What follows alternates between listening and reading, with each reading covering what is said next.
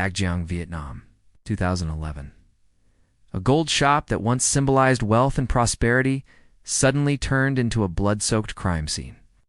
Inside, an entire family was slaughtered, their lives brutally cut short. The shocking twist: the killer was not a seasoned criminal, but an 18-year-old boy.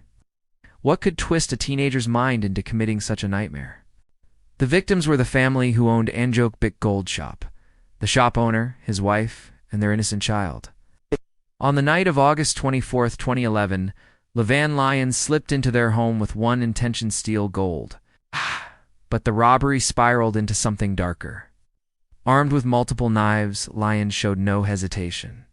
He first targeted the shop owner and his wife, striking with such force that neighbors would later describe the crime as unimaginably cruel. Then, in an act that horrified the entire nation, he turned to the children. One child, just 18 months old, was killed instantly. Another, a young girl, survived, but was left with horrific injuries. When investigators arrived, the scene was unspeakable. Pools of blood, scattered jewelry, and silence heavy enough to choke the air. It didn't take long for police to find clues. Blood-stained clothing was recovered.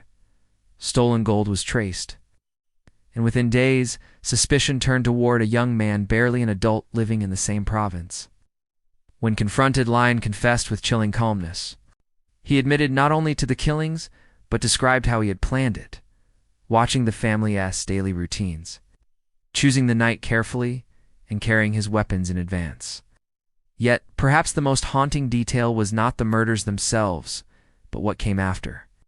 Because of his age, just 18 years and one day, Vietnamese law shielded him from the death penalty, the maximum punishment: 18 years in prison.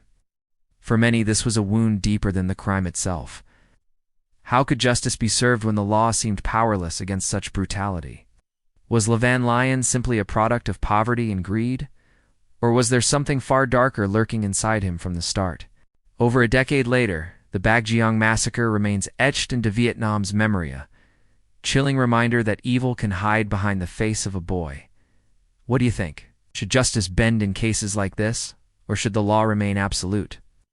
Share your thoughts, and don't forget to like and subscribe for more stories from the shadows.